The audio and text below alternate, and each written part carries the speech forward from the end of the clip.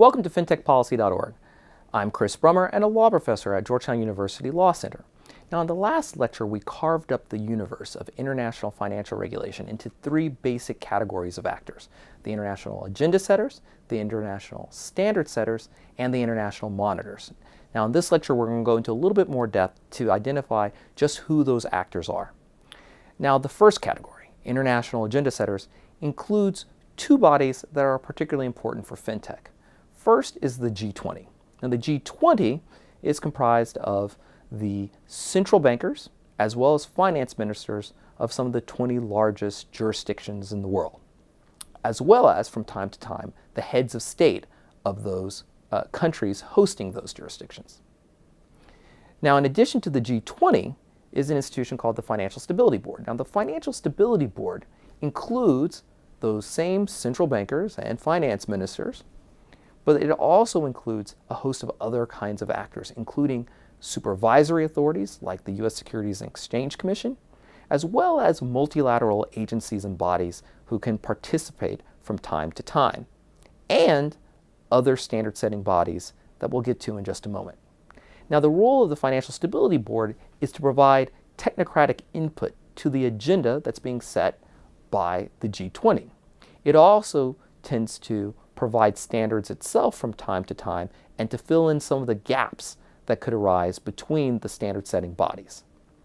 Now, who are these standard-setting bodies? Well, the first and perhaps best known is an institution called the Basel Committee. Now, the Basel Committee is comprised only of central bankers of the G20. Now, the central bankers have as their mandate either the financial stability and or financial oversight of the banking sector. So the kinds of rules that could arise from the Basel Committee could include anything from online lending rules all the way to what kind of capital requirements could be required for certain kinds of fintech firms. The second important institution for fintech that is of real importance is an institution called the International Organization of Securities Commissions.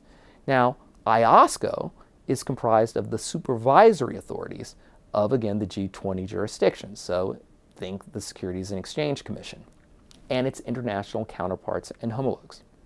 Now, IOSCO will release rules that are of particular interest to securities regulators. So just to give one simple example, you could imagine one day IOSCO releasing rules relating to the disclosure requirements for initial coin offerings. Now, in addition to the Basel Committee and IOSCO are other important bodies. One is called FATF, or the Financial Action Task Force, which is tasked with preventing money laundering and terrorism financing. There is another very important body called the Committee on Payment Infrastructures, which is tasked with overseeing just how payments are made between major financial institutions, often banks, and to ensure that they do not pose any systemic risks. And this too can be of increasing importance in a world powered by fintech firms that are developing new ways of transferring value. Now, once these international standard-setting bodies release prescriptive rules over their related sectors, the members are expected to go home to their own domestic jurisdictions to implement those codes of conduct, best practices, and the like that are developed at the international level. The international monitors, the third important group in this universe of regulatory actors in international financial regulation, are those bodies that are tasked with examining the degree to which the members of the international standard-setting bodies ultimately operationalize and implement those international agreements at home. Now, the international monitoring is often facilitated through old-school, traditional, multilateral agencies like the IMF and the World Bank.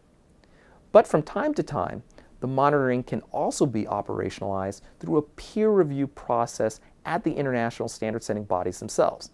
In other words, the members of the international standard-setting bodies look over one another's shoulders to see the degree to which they are ultimately implementing and complying with the international norms, best practices, and codes of conduct that they are developing. Now, ultimately, as fintech matures and becomes a much more important factor in financial services, one can expect more rules to be developed by international standard-setting bodies and more attention being brought as to compliance with those international rules. As a result, international financial regulation is going to become a more important area of the law for fintech firms who are looking to stay ahead of the regulatory curve. I hope this lecture was very important and useful to you, but my name is Chris Brummer, again with fintechpolicy.org, and thank you for your time.